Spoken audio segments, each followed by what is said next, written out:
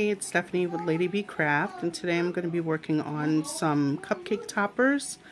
And I'm working with my iPad, my Cricut Air machine, and my Epson printer. And so first, as you can see, I've already begun doing some, and I'm working with a medical theme, doing some cupcake toppers for the job today. So I've already put together a few, but I'm going to take you through one from scratch so you'll see how I did it. Okay, and so we'll recreate this week here. So I went into my images and I've already pulled up the scallop circle. And by the way, the medical images in your search engine here and the software, you can look up whatever your theme might be and it will bring up a whole slew of ideas and images that might work. So because I just wanted to do a circle, but I didn't want just a regular circle to be my base, I wanted a scallop circle. I looked up the scallop circle and I like this one right here. So we're going to use that. Okay, and I want to layer two. I'm going to layer two scallop circles, as you can see. Okay, so I'm just going to duplicate this one. So we go to my actions and select the word duplicate. Okay, and we'll just move this one to the side for now. This one we're going to resize. So we're going to go into edit. I'm going to make it a 2 by 2. That seems to be a really good size for a cupcake topper. Okay. So that's going to be the base, and this one here is going to layer. So I'm going to make this one smaller, of course, than the base. So I'm going to try 1.5 by 1.5. Perfect. And I'm going to recolor it, change the color, so that you can see it really good. Perfect. We made it white, and we'll just lay it right on top there. I laid it in a circle, and the software will show you when it's in the middle. I'm sorry, I didn't mean to say circle, but in the middle. And then another way to center that would be to just drag your finger across the entire image, or your mouse if you're using your computer, and then go to Align and select Center. That will center the images together. Okay, I want to add some text, so I select text over there in the corner right here. It says text.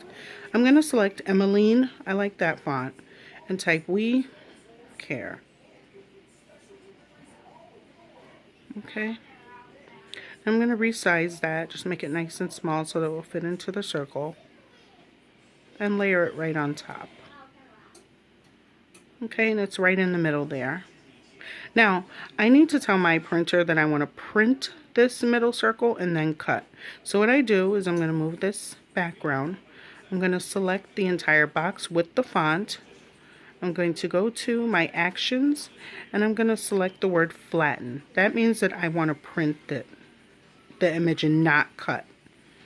Okay, meaning not cut the wording. I don't want to cut the letters out. I want them to print on the paper first and then cut the scallop circle. Okay, and for aesthetics we'll just put this back here. So there's our cake topper that says We Care. Now we would do the same thing if we were selecting the stethoscope here. So I would select in my shapes a circle. I would make that circle 2 by 2. I actually would select the scallop circle is my backdrop. That's what I use for that one. The scallop circle there, I would make that 2 by 2. Okay, I would select that in the search because of course in the shapes there's no scallop circle. So 2 by 2 for the scallop circle. Then the inner circle, I would go right here to my shapes, they're all free. Select a circle, make it 1.5 by 1.5. Then I go back to my images and I would find the stethoscope I wanted and make that small enough and just scale it down so it fits in the middle there. Then I would do the same thing that I did here, whereas I would darken the entire image or drag over the entire image and hit the word flatten, just so that your printer knows that you want that to be printed first and then cut second. Okay, so now we have, and same thing with all of these, the heart, the so on and so forth. This one was a cake topper that I found in the search engine actually, so that was pretty cool. So now that we're all done with that, we would go ahead and click Make It. So it would go to our mat. I'm going to replace my previous work of art. And so the Cricut would then take it over to the mat, which would tell, see here, the icon says print or continue, we want it to print. So right here it's just doing one of each one. I changed the number here from 1 to about 10. Okay, and then it would change the mat and show you 10 of each one on there. And this is what it would look like once it's printed. I took the liberty of doing one. Okay, and as you can see, it's going to print out your registration marks so that your Cricut machine knows to read the paper, so that your Cricut machine will then cut around these circles and cut around the circles and so forth. So it tells your Cricut machine what to do. So once you print it out on the printer, it's still going to tell your Cricut machine that you're ready to cut.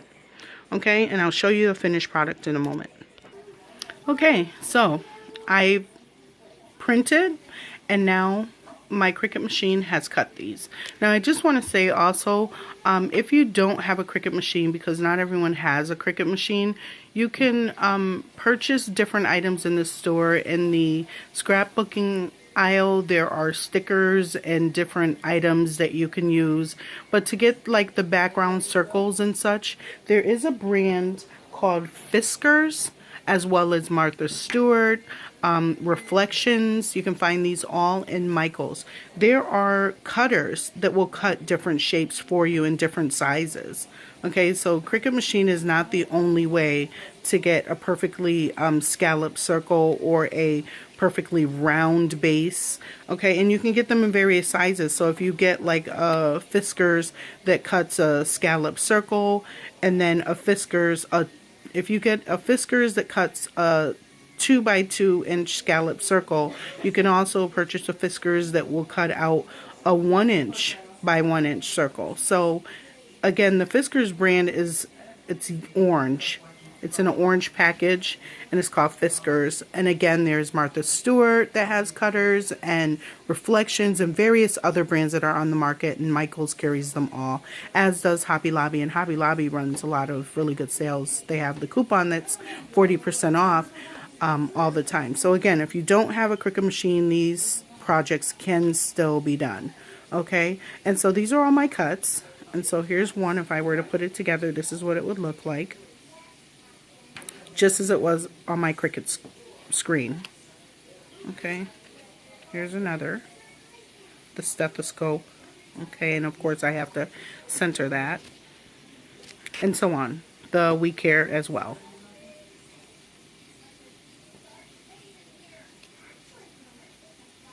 Perfect.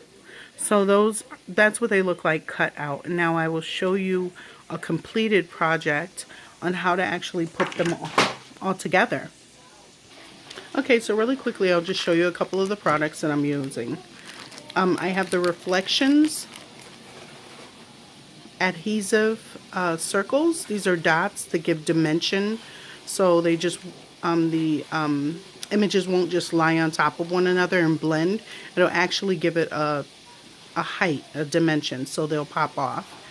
I did get these 4-inch skewers from Stop and Shop, actually, and so those are going to be used. My cut images, and I just purchased a glue gun, just a random glue gun. I didn't get anything fancy this particular time because generally I use other adhesives, but I know that at times you will need a glue gun, so I have one of those as well. And here we are. Here's one of our finished products. So I'm going to put mine together, but I just wanted to show you a finished product. And there's the pop dots, as you can see when I turn it to the side there. So it kind of gives the image a little dimension, so it doesn't just lie right on top of the other.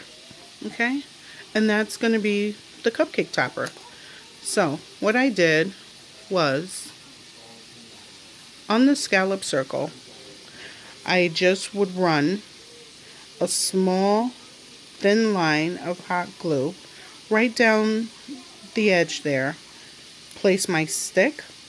Then I'm going to put 2 of the dots, okay, right on top of the scallop circle.